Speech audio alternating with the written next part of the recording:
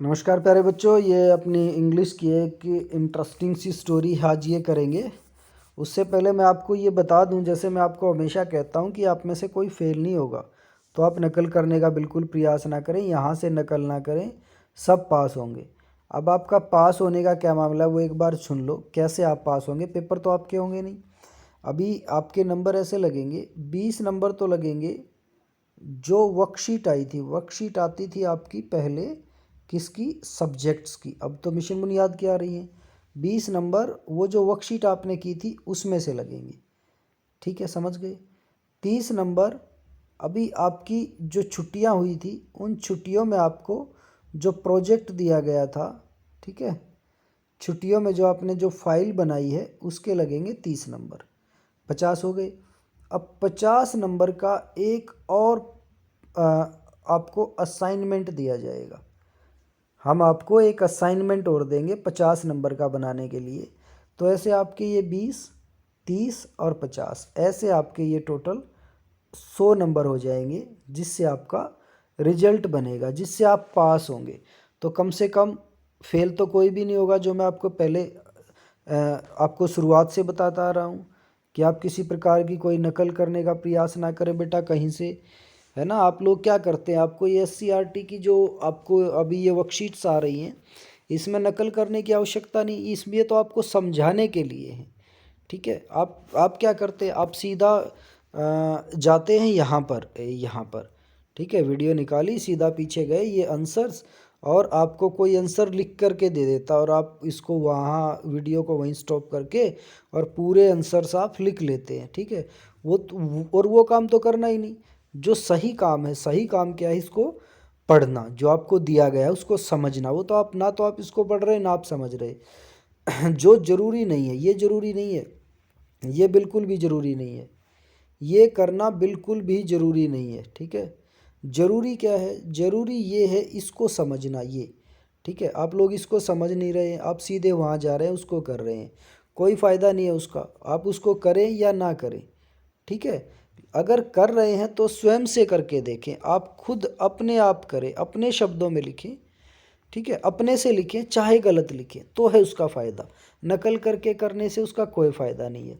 तो देखो, ये जो स्टोरी है, ये आपकी पंचतंत्र से ली गई स्टोरी है, और स्टोरी का टाइटल है the monkey and the crocodile. ठीक है, मंकी और क्रोकोडाइल की कहानी है। तो बेटा मैं दोबारा कहता हूँ, आप प्लीज़ इसको पूरा सुने, पूरा समझे, एक एक चीज़ समझे।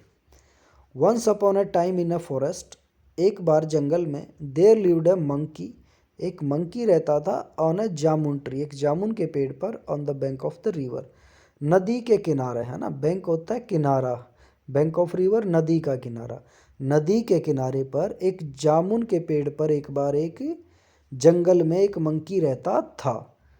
इन द सेम फॉरेस्ट, उसी जंगल में, there lived a crocodile and his wife, वहाँ पर कौन रहते थे? एक क्रोकोडाइल और उसकी पत्नी भी रहते थे। One day the crocodile came to the bank of the river. ठीक है, ये क्रोकोडाइल इस जो नदी के किनारे पर आया, and rested under the tree, और किस लिए आया था? ये इस पेड़ के नीचे आराम करने के लिए आया था। The kind hearted monkey offered him some fruits, अब ये जो मंकी है ये बड़ा काइंड हार्टेड है, ये इसको कुछ फ्रूट्स देता है।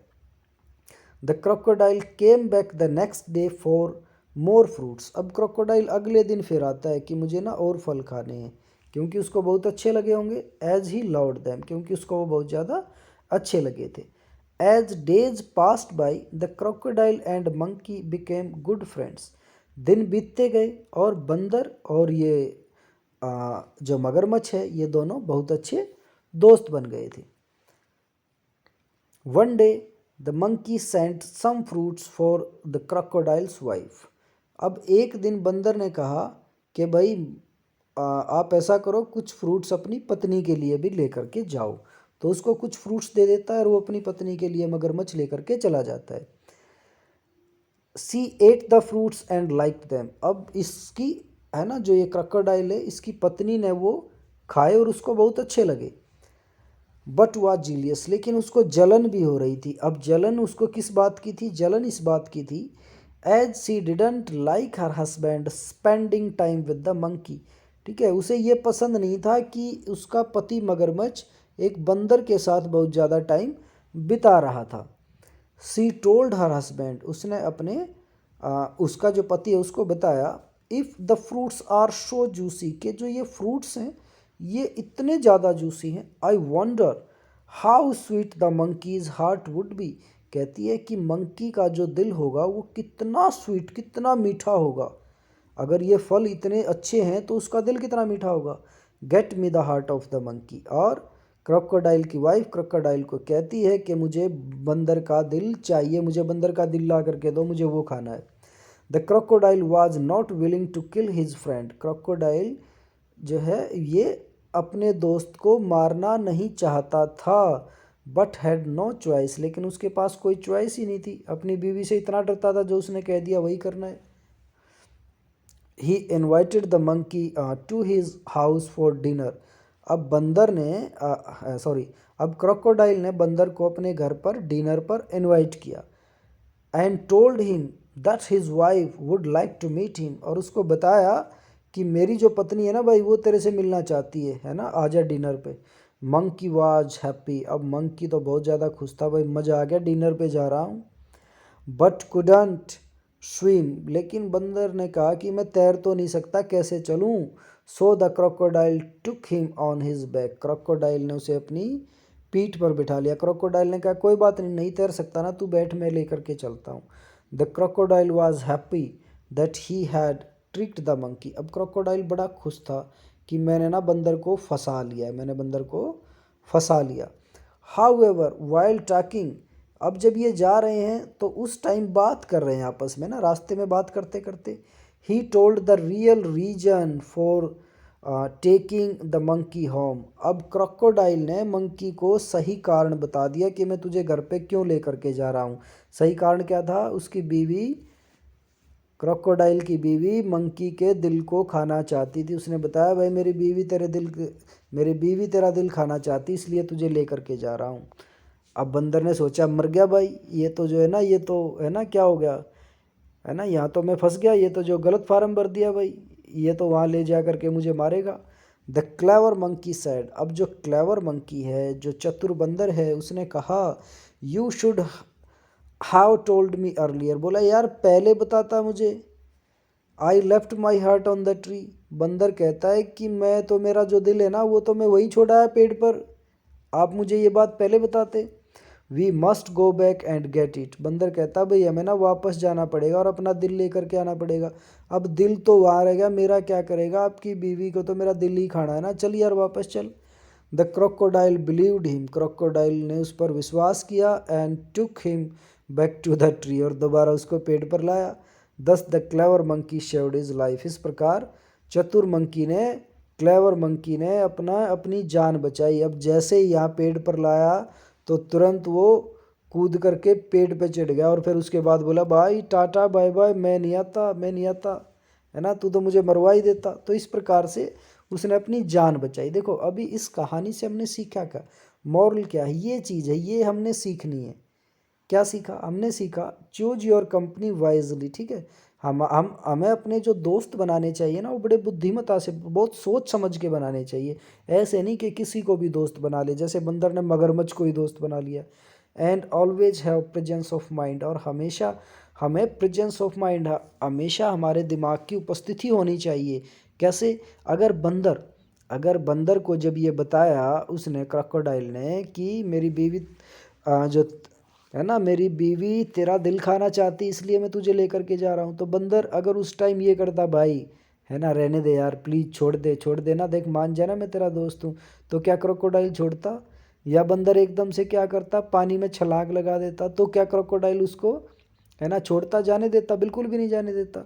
तो उसने यहाँ पर प्रेजेंस ऑफ माइंड यूज़ किया और अपने आप को बचाया। उसने सोचा कि अभी कैसे बचा सकता हूँ, तो उसने फैसला ऐसे ही किया। उसने कहा कि भाई देखो आपने ना मुझे पहले बताना चाहिए था, मेरा दिल तो वहाँ रह गया, चल यार वापस चलते, ऐसे ऐसे बात नहीं बनेगी। तो स्टोरी से हमने क्या सीखा, ये सीखा हमने अपने जो दोस्त हैं वो बहुत बुद्धिमता से चुनने चाहिए और हमेशा प्रेजेंस ऑफ माइंड होना चाहिए। अब ये एक्टिविटीज़ देख लीजिए। एक तो क्या है, reverse reading, do reverse reading reading the text story from the end of the page, from from right to left for each line. हमने क्या करना है, देखो जैसे ये लाइन है, ठीक है, इसको हमने उल्टा पढ़ना है। जैसे life his saved monkey clever the दस, ठीक है, फिर tree the two back him took and him bleed crocodile the. तो रिवर्स रीडिंग करनी है, एक एक्टिविटी ये हो गई। देखो इसमें बताओ क्या नकल करने की बात है। दूसरा, pick all the pick all the words related to the forest. इसमें जो जो जंगल से, जो फॉरेस्ट से, जो वन से संबंधित शब्द हैं वो हमने लेने हैं। Write them down on your notebook, उनको अपनी कॉपी में लिख लेना है। And create a short story using those words, और उन वर्ड्स से एक छोटी सी कहानी बनानी है। एग्जाम्पल जैसे क्रोकोडाइल है, रिवर है, ठीक है, और भी यहाँ पर जो जो फॉरेस्ट से रिलेटेड वर्ड्स हैं वो लिखने हैं, और उससे एक छोटी सी कहानी बनानी है अपने शब्दों में, स्वयं के शब्दों में, कहीं से नकल करके नहीं, ध्यान रखना।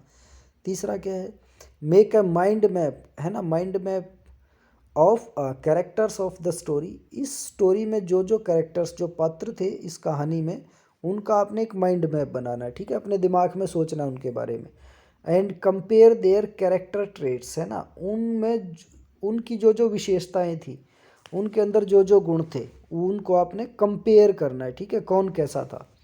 विच character do you like the most and why. अब आपको इनमें से कौन सा कैरेक्टर सबसे अच्छा लगा और क्यों लगा, उसके बारे में आपने यहाँ पर बताना है। और फोर्थ क्या है, विजिट योर स्कूल लाइब्रेरी, अपनी स्कूल लाइब्रेरी में जाएंगे। Read at least one more fable and share it with your siblings and friends. School की लाइब्रेरी से कोई एक स्टोरी वाली बुक लेंगे और उसमें से कोई एक स्टोरी आप पढ़ेंगे, और फिर उस स्टोरी को अपने भाई बहनों और अपने दोस्तों को आप सुनाएंगे। तो बेटा ये बहुत इंटरेस्टिंग सी आपकी एक्टिविटी है, इसको बहुत ध्यान से, बहुत ईमानदारी से करें। कुछ नहीं समझ में आए तो स्कूल आके ज़रूर पूछें, और आप इसमें अपने, आपके जो मम्मी पापा हैं, आपके जो बड़े भाई बहन हैं, उनकी भी मदद ले सकते हैं। और स्कूल में जब आप आएंगे और आपको कोई प्रॉब्लम होगी तो हम तो स्कूल में हैं ही बेटा। तो बहुत अच्छे से, बहुत ईमानदारी से करें और अच्छे से अपनी पढ़ाई को जारी रखें। Thank you.